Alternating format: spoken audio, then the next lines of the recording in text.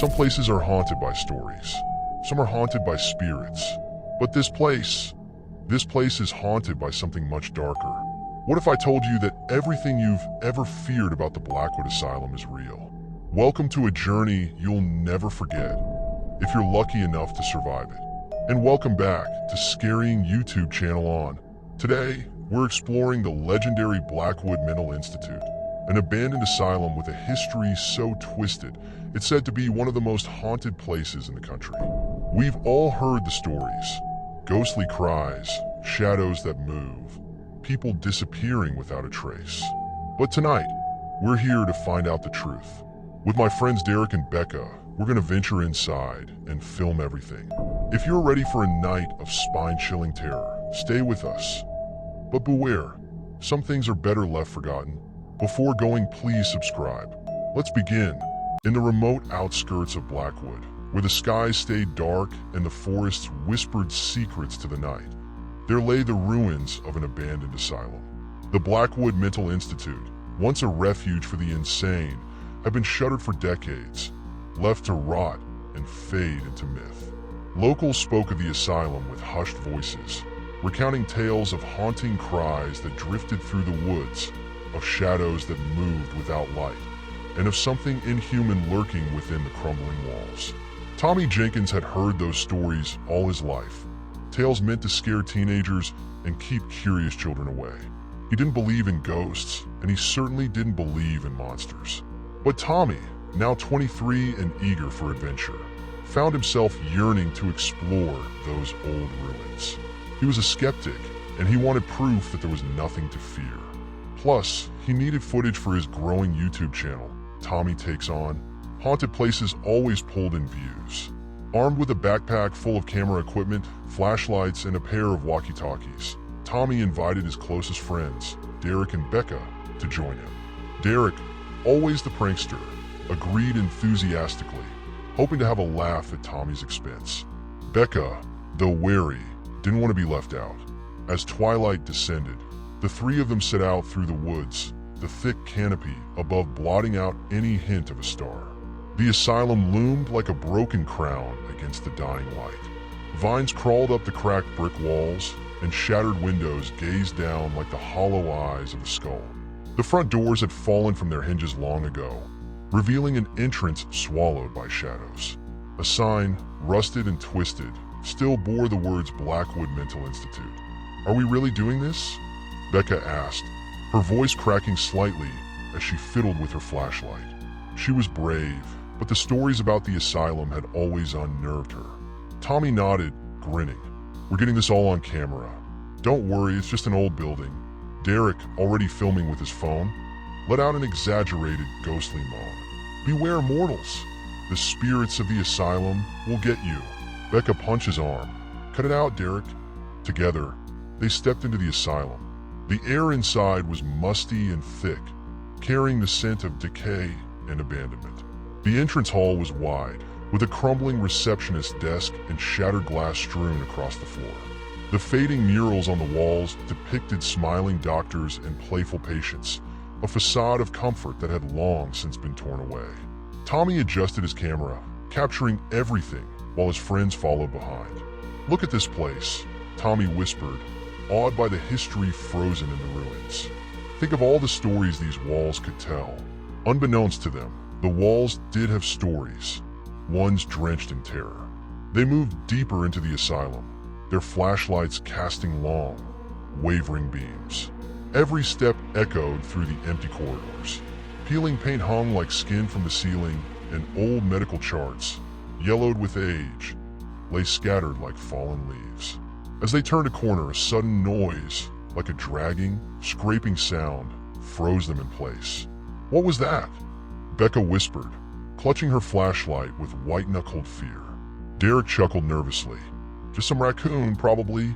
He tried to hide the tremor in his voice, but the darkness was oppressive, and every shadow seemed to shift and breathe.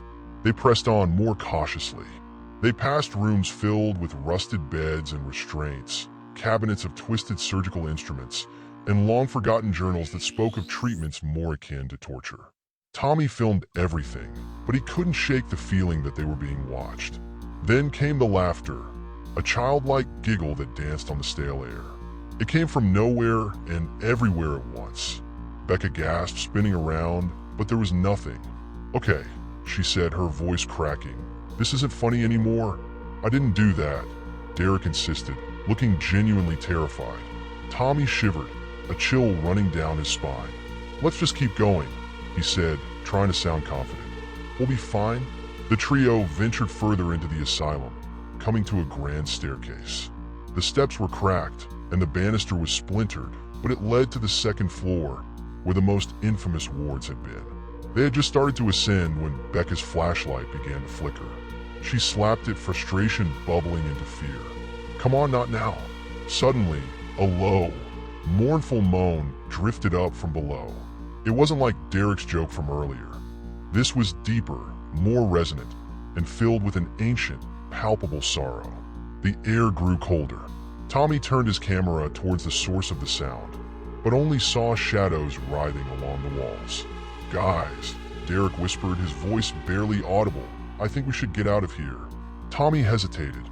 He wanted to capture the truth, whatever it was, but something in that darkness felt alive, predatory. Before he could decide, Becca's flashlight went out completely, and she let out a strangled scream as something icy brushed against her neck. "Run!" Tommy shouted.